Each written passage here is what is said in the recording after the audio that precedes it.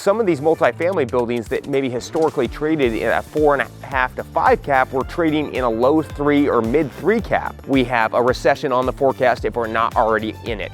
We have cost of money that has almost doubled in cost, so it's going to make consumers slow down on their spending, including their housing costs. And we have a Fed chair that is trying to battle inflation, including housing costs.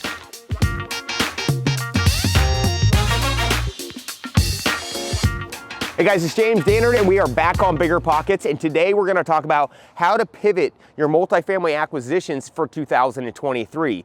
So we are outside of a property that's 58 units that we just closed on 30 days ago as one of our syndication properties. We paid $11.35 million for the purchase. We're putting in $2.4 million into the renovation, and this property is going to stabilize out at $16.8 million. When it's fully stabilized, we're walking into a 6.2 cap, which has almost been impossible to get the last 2 years. So for the past 20 years, myself and my business partner, Will Heaton, have been acquiring properties. We've gone through all different types of market cycles. We've seen the property values skyrocket like we just saw for the last 2 years, and we'd also seen them drop rapidly like we saw in 2008. But we are value add investors. We never stop buying. So with every market cycle and every market change, we have to switch up our complete business practice, how we underwrite properties, how we finance those deals, and how we put together our offer prices and terms to make sure that we can make it through that specific cycle. There's nothing wrong with a market going up and down, but it's up to the investor to pivot and change their business plan so they can be successful in any different type of condition. So over the past 24 months, the multifamily asset class is just like any other real estate asset class. It went sky high. The reason being is rates are at an all-time low. Investors could get money for substantially lower than they're used to. In addition to, there was a ton of money that was printed and brought into the market. This brought new types of players and different types of buyers to the market. We saw hedge funds, large syndicators, small syndicators. Everybody was trying to deploy capital and secure that investment.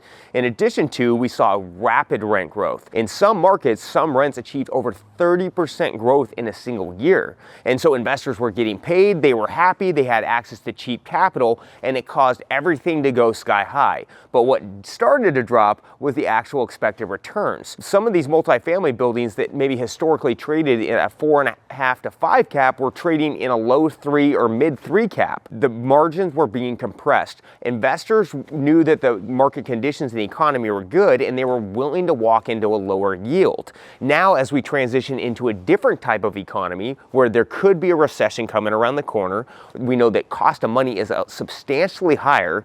We need to underwrite and pivot how we're looking at things. We can't buy with that same healthy economic outlook that we were buying 12 to 24 months ago. We are going into different conditions. So we're going to talk about the steps that we took before purchasing this property to pivot our plan.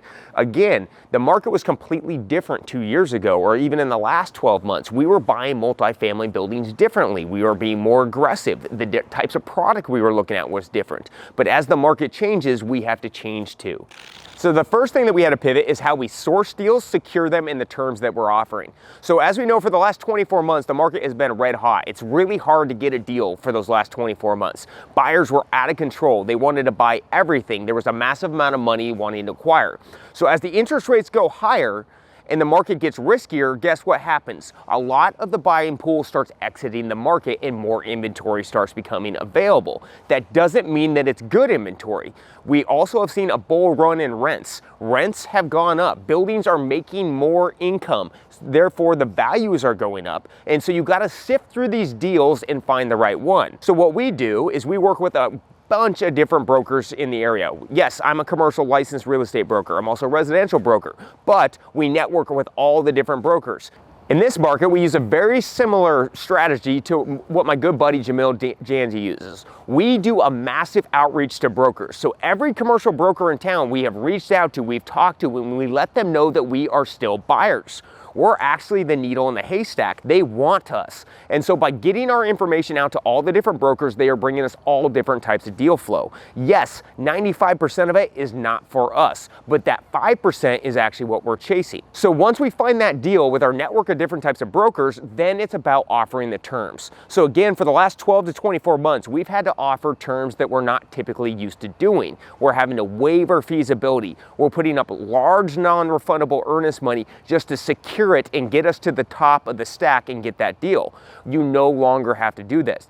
as the cost of money goes up, as it's harder to get financing, you don't need to give away all the terms. In fact, you need to ask for more. So on every offer that we're writing, we're putting in longer feasibilities and longer financing contingencies so we can make sure that nothing is going to jeopardize this deal at the very end. If we secure this building and we are factoring a 6% rate on it, and we go to the closing table or we get our final loan terms and it's a 6.5% rate, that can be detrimental to the deal. It can kill the whole thing. It can evaporate the return. So you want to make sure in all of your terms that you can secure that financing in there. If a seller wants to engage with us and we want to get into contract, it's a condition that we must have in there. We will not waive feasibility without having our financing totally locked in place. This can be a big mistake that people make. If you get down and you thought you got this amazing deal, but you don't have the right debt structured, your amazing deal can turn into a loser very, very quickly. All right, so let's talk about the debt side. Access to money and cost of money makes a huge impact on how you are going to buy your next multifamily property. So again, we've been buying multifamily properties for the last 18 years. We bought it with expensive money, cheap money, easy loan terms, but with every market cycle and every different change, you're going to have to figure out how you do it differently. So for example, right now, as we get access to deals and more deal flow coming in because there's less demand, we have to find the right financing to make that deal work. A lot of these purchases are made on the structure and the plan, not just the purchase price at that point. If I'm buying a property $1 million below appraisal, but I can't get the right debt on it, it still could be a no deal. So setting up the deal is optimal on every one. So what we are doing is we are reaching out to every different commercial lender. We're working with our local banks, different types of brokers out there, and we want to have the biggest web and the biggest net that we can cast to get every type of option. Each different broker has different access to in different relationships with each type of bank, and so that's going to give us different terms. So on every property that we're closing on large multifamily, we are looking for certain things. The first thing is we want our interest rate fixed for at least 5 years. The reason being is we think that rates are going to be volatile for the next 12 to 24 months, and then they're going to settle down. So on this property alone, how we finance this deal is we got a 10-year note. That means we have 10 years to pay off the balance of the loan. The first 5 years is fixed, and so we know that our rate, which we got a 5.65% rate on this, is fixed for those 5 years. Another way that we're structuring deals and financing, or when we're talking to our broker teams about financing the deal, is we're looking for assumable loans. Many times, commercial loans on apartment buildings or larger deals are something that you can assume as the buyer. What this does is that this allows us to lock in at a way lower rate than what rates are available now. Now, that doesn't mean that you can just assume any type of loan. You have to look at what the terms are, what the conditions, and oftentimes the bank is going to need to approve you as the operator or buyer, that you have the skill set, you have the history of running these types of projects, and if you don't have that resume, they may deny you. So if you're writing up a deal and you're getting that assumable loan, make sure that the bank will qualify you and approve you before you waive that feasibility. So as you enter a contract on your next multifamily purchase, make sure you're giving the right terms. Pivot. You can get longer closing terms. You can get longer feasibilities at this point. Give yourself room. That seller right now wants to get their product sold, so they want you as a buyer. Make sure you're setting yourself up for success. In addition to, don't waive your financing until it is completely locked in. If your rate goes up, it's going to mess up your whole pro forma, and it can jeopardize your whole deal. And lastly, one of the largest things that we're pivoting in 2023 on our multifamily purchases is how we underwrite and pro forma out deals. For the last 24 months, we've seen a lot of different rent growth. And when we were underwriting deals, we could pro forma those in. The reason being is there was a ton of COVID restrictions, rent wasn't able to be increased, and so we could kind of factor in a larger rent growth. In addition to, the price of housing went through the roof, so cost of housing just went up all the way around. And so as we were looking at deals, we could factor in higher rent growth, we could make the deals pencil, but now we are going into different economic conditions. We have a recession on the forecast if we're not already in it. We have cost of money that has almost doubled in cost, so it's going to make consumers slow down on their spending, including their housing costs. And we have a Fed chair that is trying to battle inflation, including housing costs. So that can mean everything could maybe even slide backwards. So as we're looking at deals, we're looking at a couple of different metrics. The first thing we're looking at is what was the rent growth for the last 24 months. If we saw this high hockey stick, we're going to be very cautious on performing any type of growth at that mark.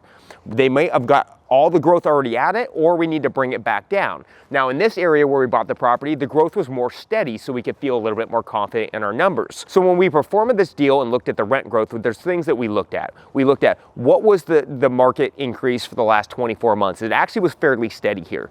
We were looking at the cost to rent. How much are people making on their median income, and then what is their rent expense? We don't want that all out of whack because it's going to give us a very limited tenant pool, and we want to keep these things constantly filled and get our performa metrics. So when we performed this deal, we actually did a very minor rent growth. It's about 7% off the existing, but we're also renovating every building. We're giving it a facelift. It's getting cabinets, countertops, appliances, washer dryers in some units, and so we're improving the quality of the building without really factoring in much growth. As long as we run our numbers with that conservative approach, the deal is going to be very safe. And finally, we're being conservative and adding contingencies to our performas when we're in our feasibility. So when we're looking at this deal, we added a 5 to 10% contingency to our construction plan. That gives us a buffer in case we have supply chain issues or if inflation remains high. In addition to, when we were looking at this, we factored in for a higher rate. We were actually going to be in the high fives when we performed the deal. We liked the number with that cost in there. But when we came to closing, we actually picked up about a 1/4 point off our rate, and it made the deal better at closing. I never want to get in a position when I get to the closing table and the deal's getting worse. I always want it to get better. So add that extra padding into your interest rate. And don't pack your rents. If you overperform your rents, it's going to throw all of your metrics off. Right now, again, we went off this bull run of rent increases. Stay conservative, stay with the median rent growth, and you'll be safe in all of your metrics. So 2023 is going to shape up a lot different than 2021 or 22, and that is okay. Real estate always goes through different cycles. As long as you pivot and change things around, you can buy these large multifamily or small multifamily buildings and absolutely crush it. But slow down. We're going into a riskier market. The good news is there's a lot more opportunities, but lock that financing, mitigate the risk, get a longer term on it so you can deal with any kind of interest rate hike or drop over the next 3 to 5 years as we get through this recession. Also, don't pack those performas. Be conservative on your rents, add extra contingencies for your construction budget and your costs, and you will be okay. As long as you change up your plan, you can change with the market and continue to grow as a real estate investor. So if you like this video, like and subscribe below. And for more information about how to pivot through 2023 or how to change up your plans, check us out on jamesdainard.com or on Instagram at jdainflips. And don't forget to tune in for the latest trends with the On the Market podcast.